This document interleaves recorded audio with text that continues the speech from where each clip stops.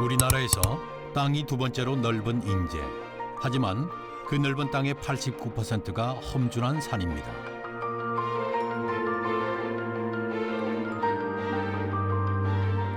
인제의 가장 중앙에 위치한 인제읍. 보이는 곳이라곤 온통 산과 강뿐이지만 그 맑고 아름다운 자연 덕분에 시인의 마음을 낳았습니다.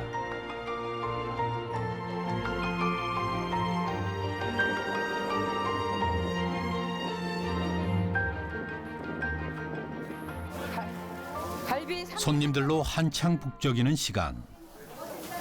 갈비 3인분짜리 기름 없는 기름 없는 소금만. 네. 한상 차려주세요. 뭐가 필요하세요? 저기 찌개 하나 올려주셨어? 눈코 뜰 새 없이 바쁜 사장님 정순덕 씨입니다. 밥 세 개 찌개는. 그런데 이 가게에는 찌개 하나, 밥세 개. 특이하게 곳곳에 시들이 붙어 있습니다. 오시는 손님들도 보고 제가 쓴 시도 있고요. 우리 이제 문협에서 시화전하고 제가 가져온 시도 있고요. 그래서 회원들 시도 좀 드문드문 있어요. 실향민이었던 아버지를 생각하면서 쓴 시랍니다. 정순덕 씨는 이 시로 등단까지 한 시인입니다. 창 두 개 더 봐야 될 것 같은데. 뿌듯하고 또 가슴도 많이 아파요. 볼 때마다 아버지 생각에 너무너무 그 삶이 당신 삶이 고달팠던 삶이라서 자꾸 기억이 나요. 장사하느라 바쁘실 텐데 언제 시를 쓰셨을까요? 썰물처럼 손님들이 빠져나간 시간. 잠시 한간 그 틈이 정순덕 씨에게는 금쪽 같은 시간입니다.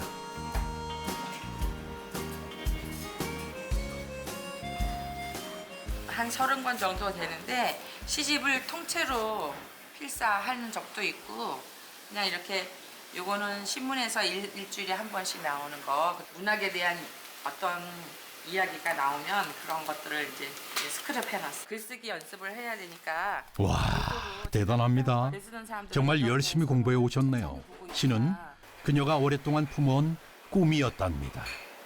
옛날에부터 문학에 대한 꿈을 갖고 있었는데 사는 게 너무 바쁘고 책 읽는 거에 대한 책을 많이 읽고 싶었어요. 그랬는데 집이 책을 사볼 형편은 안 되고 항상 내가 돈 벌면 책 실컷 사서 봐야지. 그게 꿈이었거든요. 고이 간직해 두었던 문학의 꿈. 언젠가는 펼치리라. 정순덕 씨는 아무리 사느라 바빠도 시를 놓고 싶지 않았습니다. 그래서 인제 어머님들을 모아 독서회를 꾸리기도 했죠. 직장 생활 할 때는 또 잃어버리고 살다가 책 읽는 사람들끼리 모여서 이렇게 토론도 하고 그러면 좀 더 발전을 할 수 있지 않을까. 그래서 이제 도서관에 가서 책 빌리는 분들, 엄마들을 6, 7명 정도가 돼서 시작했던 게 어머니 독서회가 지금까지 23년이 넘었어요. 이야, 시가 왜 그렇게 좋으신가요? 못하는 말 느꼈지만 표현을 하지 못했던 것들을 표현하잖아요. 그럴 때 시가 어떤 기쁨도 주고 저한테 위로도 주고 위안도 해주고 힐링도 해주고 다 이게 시로 통해서 저는 그런 거를 다 대리 만족하고 있거든요. 그런데 정순덕 씨 갑자기 어디 가시나요? 어떻게 차를?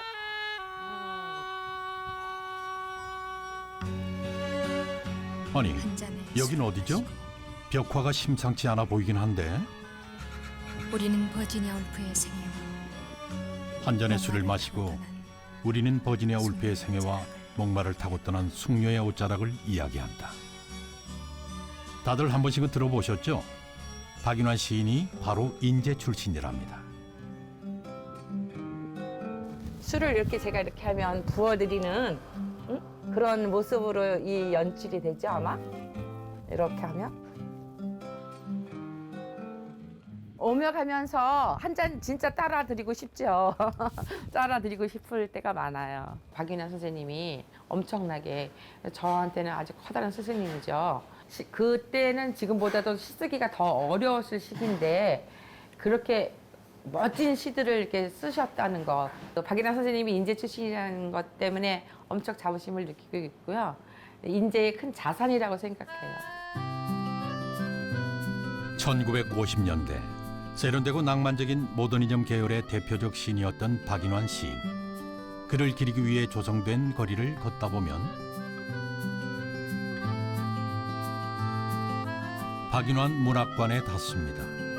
박인환 시인은 30년이라는 짧은 생을 살다 가셨지만 그가 남긴 시는 지금까지도 많은 사람들에게 불리고 있죠. 시인의 생애와 그의 문학 세계를 이 문학관에서는 한눈에 볼 수가 있습니다.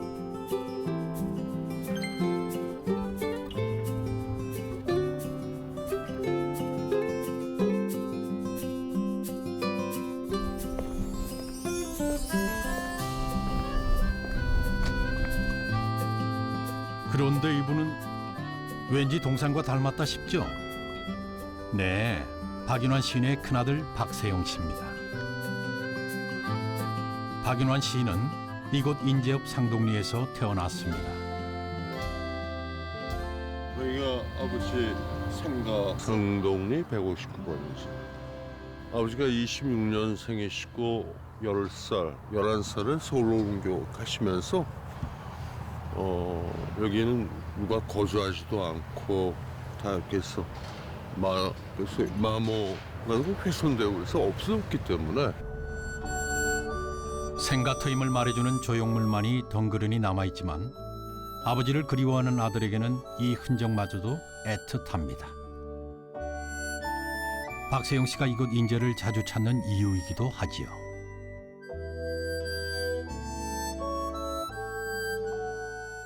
난 아버지의 고향일 뿐만 아니라 내 고향이기도 하다고 생각합니다. 내 본족 지구등요, 우리 조상들이 한 300여 년을 거주하셨다 그러는데 여기에 피가, 여기에 혼이 나에게 난 들어와 있다고 그렇게 생각을 해요. 그러면 정말 남다른 인재죠, 저한테는. 서울에 나서 자란 그 고향하고는 또 좀 색다른 의미로서 나에게 더 가깝게 오는, 다가서는 그런 본적지 고향이라고 생각을 합니다. 너무나도 짧았던 불꽃 같은 생애. 박인환 시인을 만나러 문학관으로 가보겠습니다.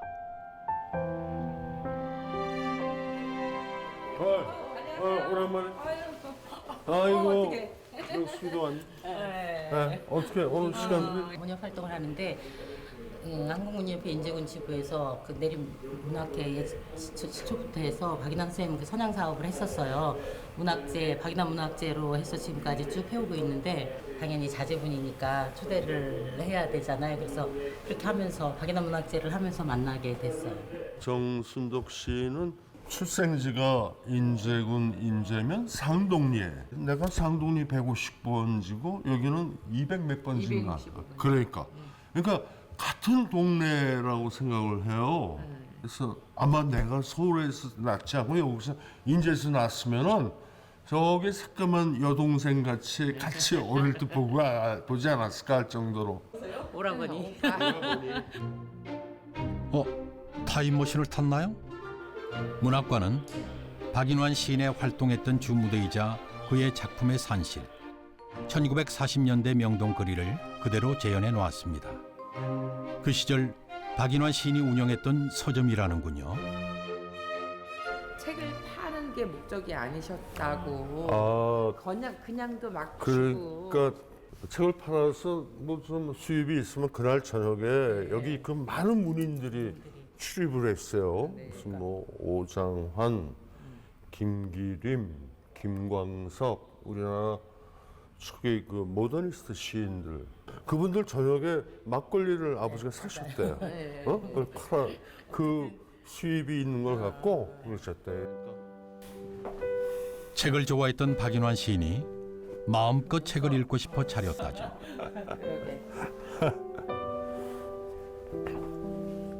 그런데 장사보다는 가난한 문학 청년들의 사랑방 역할이 더 컸었답니다. 조그만 방 같은 것도 하나 만들고 이쪽에 위에도 이렇게 좀 깔아놓는 거. 박인환 시인은 새로운 문물에도 관심이 많은 멋쟁이였습니다. 스탠드 바였대. 스탠드 바. 그러니까 이렇게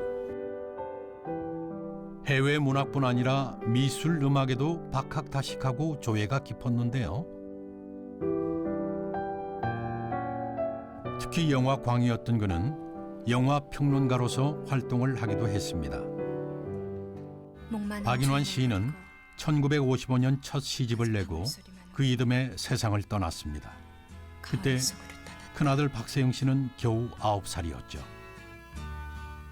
내가 아마 5살 정도 부산에 피난 가 있는 그때에 찍은 사진인데 상심한 별은 지금도 아버지가 좋은 옷을 그날 해주셨던 거 아닌가. 이거 아주 좋아. 너무나 일찍 아버지를 여의고 홀로 3남매를 키우는 어머니를 지켜봐야 했던 박세영 씨. 한때 문학은 그에게 애정의 대상이었습니다. 그건 문학이 아버지를 죽였다까지 생각을 했어요. 그건 너무 좀 극단적이죠. 근데 어릴 때 그게 감성이 내가 예민해서 그랬는지 몰라도 아주 철저하게 그런 거에 대한 반감이 있었어요. 아버지가 없음으로써 아버지의 그 결핍되어 있는 가정이 특히 어머니를 보고 우리 애를 볼 때 너무 참혹한 것 같은 느낌. 그래서 나는 발을 붙이는 생활인으로 살아야 되겠구나 라는 게 어릴 때부터 있었어요. 아버지를 존경했지만 아버지와는 다른 삶을 살고 싶었던 아들. 하지만 운명은 타고나는 것일까요? 부르던 기억이 생생합니다. 그도 결국은 돌고 돌아 시인이 되었습니다. 어떤 언어와 기존의 문화와 생각을 의지해야 될 거가 글밖에 없었던 거예요.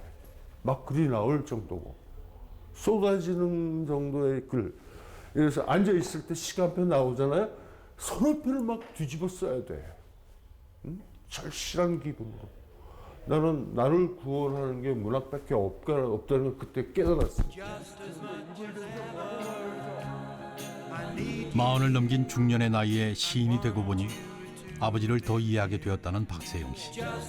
시는 치열한 삶에 던지는 격려이자 위로였습니다.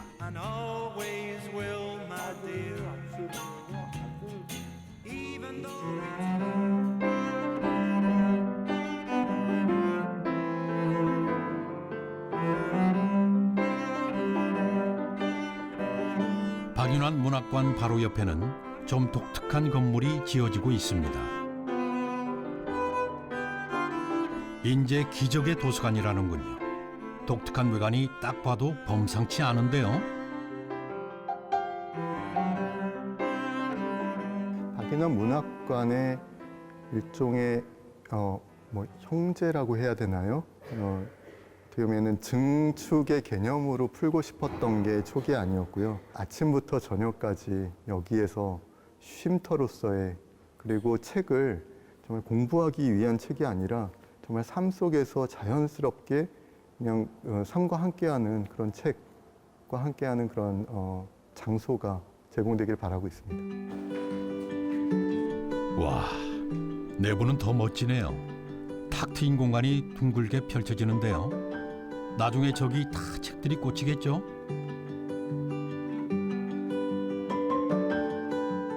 자연 채광이 그대로 들어오는 천창도 너무 멋진데요. 이 도서관은 어떻게 지어지게 된 거죠? 인재기적의 도서관은 17번째 개관하는 도서관이에요. 아시는 분은 아시겠지만 2003년도에 모 프로그램에서 아이들을 위한 도서관을 지어줍시다 라는 게 뜻을 모았다고 합니다. 안녕 지인아, 안녕 예리, 안녕 정민아. 어때? 인재 지역민들을 위해 지어지는 도서관인 만큼 지역의 학생들도 참여를 했습니다. 청소년 준비단입니다.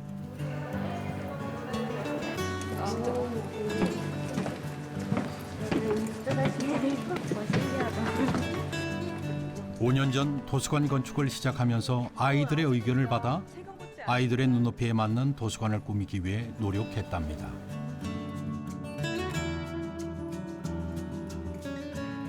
조명도 되게 이쁘지 않아? 그러니까 약간 그 랜턴 같은 느낌. 공유 랜턴. 이 도서관에 제가 조금이라도 기여를 한 것 같고요. 친구들이랑 같이 모여가지고 활동을 할 수 있다는 게 좋은 경험인 것 같아요. 인재라고 하면 딱히 기억나는 이미지나 이런 것도 없고 해서 약간 아쉽긴 했는데 약간 이렇게 큰 도서관이 지어졌으니까 이름도 조금 더 알릴 수 있게 돼서 좋은 것 같아요.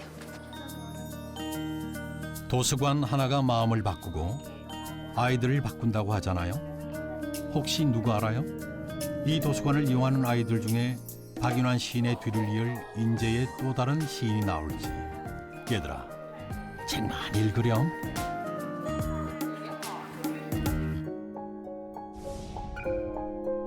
인재의 산이 품은 수많은 절경 가운데 빼놓을 수 없는 것, 바로 자작나무 숲입니다.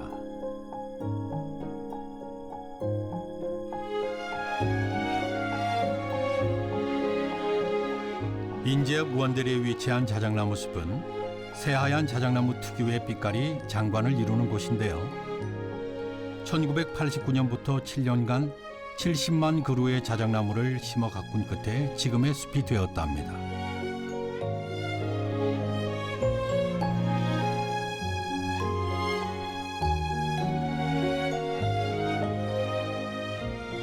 자작나무 숲 바로 앞에 여긴 어딜까요?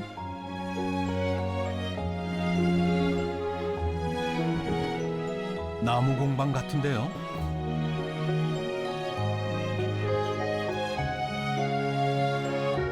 재료가 아무래도 껍데기가 하얀 것이 자작나무네요. 두 분은 5년 전 이곳으로 귀촌하셨다는데요. 시를 사랑하고 자작나무 숲을 사랑하는 감성 남매랍니다. 설악산 눈이 녹으면 사실 뭐 우리가 뭐 목마순녀나 뭐 세월이 가면은 정말 노래 가사는 말도 있고 하지만 얘는 사실은 좀 잘 모르거든. 두 분은 인제가 고향이지만 자작나무 숲을 알게 된 지는 얼마 안 됐다는군요. 퇴직하고 좀 더 쉬었으면 하고 있는데 이 친구가 연락이 왔어요. 오빠 이제 퇴직했으니까 여기 정말 너무 좋으니까 한번 와봐. 와서 그냥 한번 느껴봐. 한번 그냥. 자작나무 사실 그때까지만 해도 자작나무 숲을 제가 한 번도 안 가봤었어요. 그래서 이제 어느 날 와서 자작나무 숲을 한번 올라갔다 왔는데 정말 좋았어요. 그래서 이게 뭐냐면 이게 첫 번째 딱 느낌이라는 게 있잖아요. 그죠? 깎고 다듬고 하루 종일 자작나무 향에 취해 있어도 지겹지 않다는 이상균 씨. 자작나무와 제대로 사랑에 빠지셨네요. 좋아하면 궁금하다 하잖아요. 자작나무에 대한 공부도 독학으로 하셨답니다.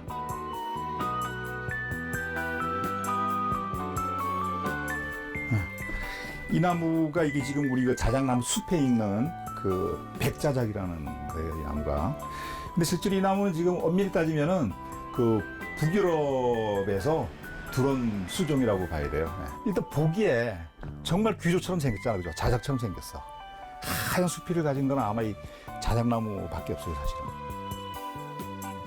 요건 우리나라 토종 자작나무랍니다. 외래종 백자작과는 좀 차이가 있죠. 여기 분들은 이거를 토종 자작나무라고 불러요. 토종 자작나무. 우리 한국의 자작나무다. 실제로 숲이 자체가 얘하고는 상당히 좀 그 결이 달라, 그죠? 우리가 그 자작나무를 왜 자작나무라고 하느냐 그러면은 뭐 태울 때 자작자작 소리가 나서 자작나무다라고 얘기하잖아요, 그죠? 예.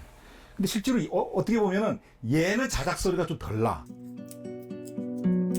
자작 소리는 토종 자작나무에서만 난답니다. 자작나무 숲이 있던 자리는 원래 소나무 숲이었다죠. 병충해가 덮쳐 벌채돼 버린 소나무들을 대신해 그 빈자리를 하얀 자작들이 은물결로 채우고 있답니다. 잊지 못하지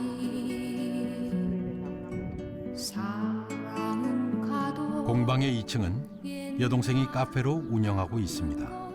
여름날의 호숫가 가을의 공원 그 벤치 위에 나뭇잎은 떨어지고 오빠 못지않게 여동생도 자작나무에 대한 애정이 넘친다는데요. 요거는 초코 칩이에요. 요 초코 칩을 가지고 여기다 꼽으면서 옹이를 표현하는 거예요. 자작나무는 다른 나무하고 달라서 표피가 있으면서 또 옹이가 있잖아요. 그 옹이가 있어야 자작나무가 돼요. 자작나무 모양의 쿠키랍니다. 은숙 씨가 힘을 기울여 여러 번의 시행착오 끝에 지금의 모양이 완성됐다는데요. 정말 못 말리는 자작나무 사랑이네요. 어쨌든 그 열정과 정성에는 엄지척. 아까는 소나무였는데 이제 자작나무가 됐죠. 노력이 헛되지 않았는데요. 누가 봐도 자작나무 같습니다.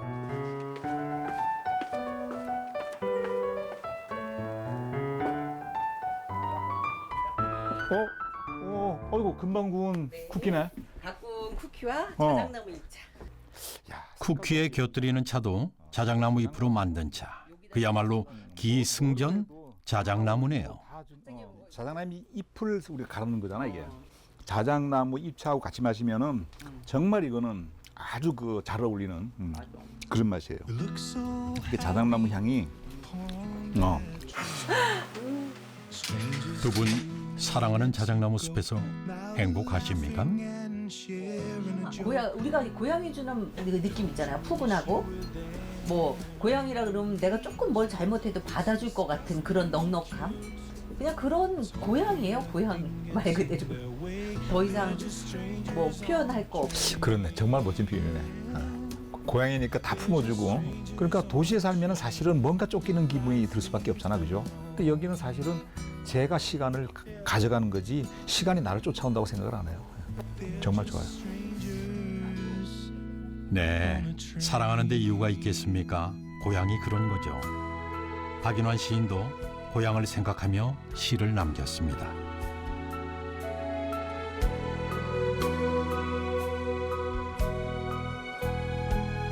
봄이면 진달래가 피었고 설악산 눈이 녹으면 철렵 가던 시절도 이젠 추억.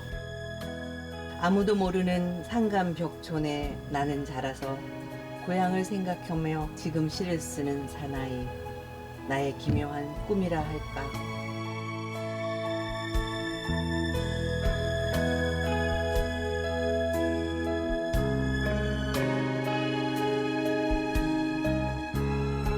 어려서 그땐 확실히 평화로웠다.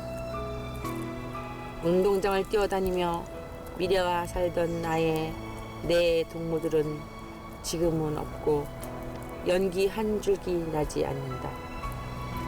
황혼 속으로 감상 속으로 차는 달린다. 고향의 노래가 자작나무 숲에 울려 퍼집니다.